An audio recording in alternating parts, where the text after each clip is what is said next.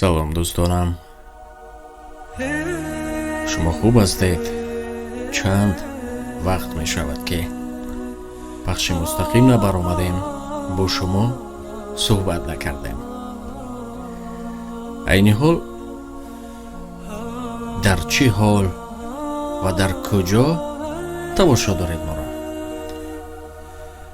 یکی در خانه روی دیوان، دیگری در جای کار و نفری در یک عموما در هر کجا به راحتک تماشا دارید.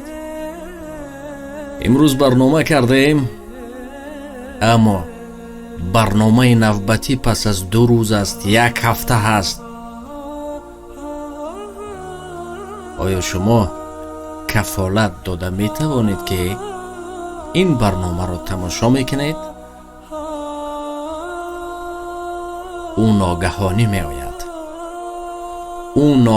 می آید، او به درد می آید. شرط نیست که تو دردمند باشی، شرط نیست که تو یگان چیز.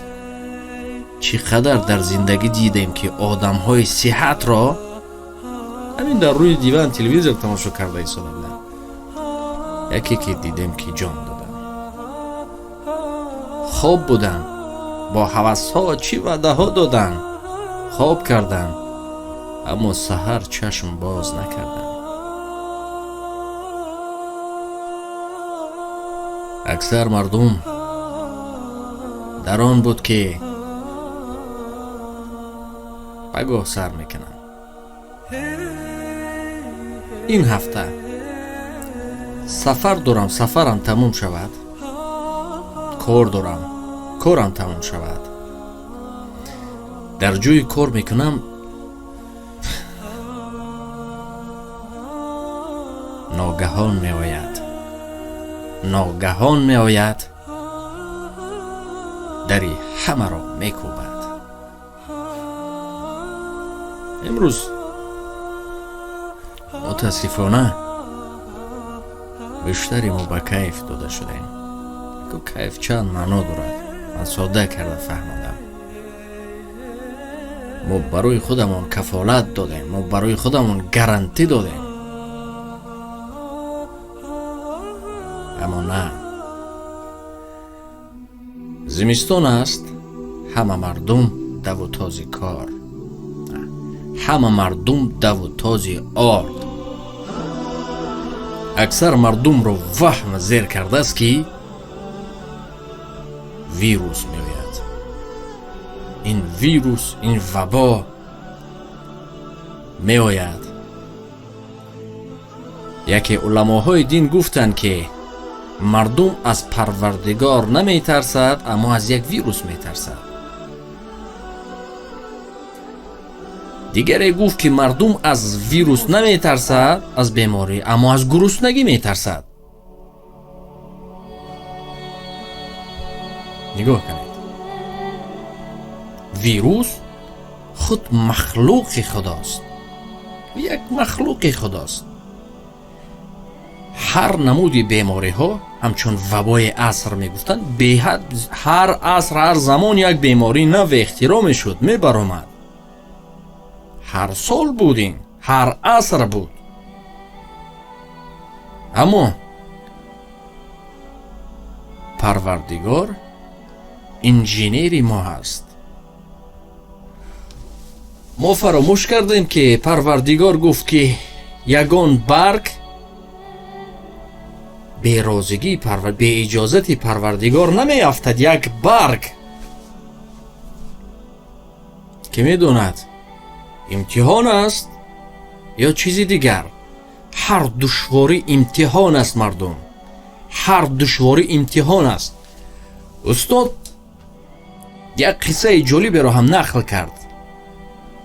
در یک مدتی که وقتی که انسان ها مصیبت نمی آمد، همین شما تصور کنید که براحتک زنده دارید، اما یگون مصیبت، یگون دشواری بالا تا نامده است. میخیستن میرفتن میگفتن که این چی گپ است. ناراضی بودن چون میدانستن که آخر امتحانی است. و پس چرا در امتحان نیستیم؟ چرا ما رو امتحان نمیکند پروردگار؟ مردم، تقدیر چیزی هست که تا حال علماها میترسن اطرافش گپ زنند. این یک علم پنهان است که کسی بازش نکرده است. مثلا میگن که اید در همین پیشانید باشد میشوی، در پیشانید نباشد نمیشوی. بعد گوییم که پروردگار باز عقل داده است. اگر گوییم که در همین پیشانیم از گفته همین ترسه که کوچه کلونه که صدها ماشین با سرعت بلند هم در پیشانیم است، اما همون جا خطی نمیگذاریم چون یا که دیوار نیم افتیده ای هست نمیرویم پایانش نشینیم که تا لمبد. یعنی پروردگار باز برای ما عقل داده است. پیشگیری کنیم، پیشگیری خوب است. چند مصلحت ها بود، پیشگیری کنید. یگانه قوه یا که یک چیزی نازک است این ترس است. اگر شما ترسیدید وهم شما رو زیر کرد پس چیزی گفته نمیتوانید. همین اینترنت بسیار یک یراقی نازک است و میبینند که کی او رو چگونه استفاده میبرد. همین اینترنت رو کی چگونه استفاده میبرد. یک سخنی بر دروغ میبردارد مثل، اما مردم دیگر خودش رو گم میکند. همین دیروز شب برای ارد نوبت است. تو چی احوالی نبود در اینترنت ها دیدیم.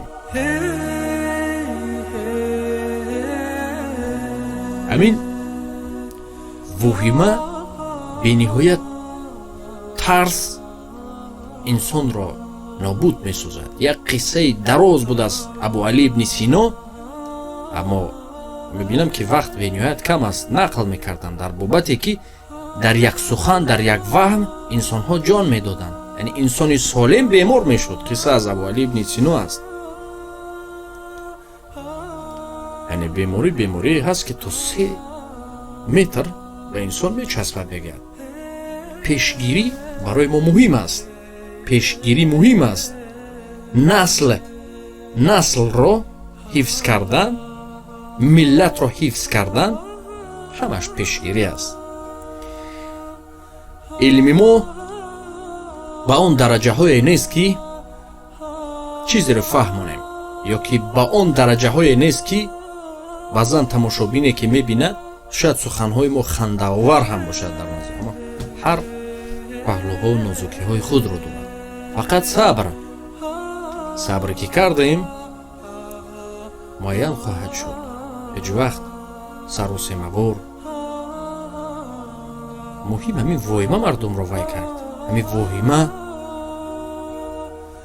هر روز یک دانگی چیستا کرید ارگانیزمتون با قوت شود. هر یک دانگی، یا که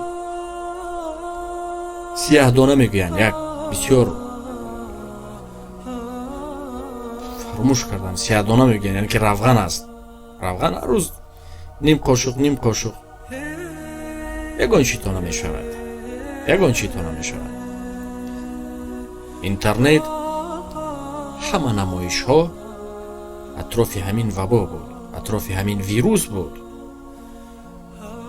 از این سبب ما هم خواستیم که یک ذره هم باشد، که یک نقطه هم باشد که شما رو یادآور شویم که مردم شاید این امتحان است، امتحان جهانی. شاید این امتحان است. برای همون به هر امتحان آماده باشید.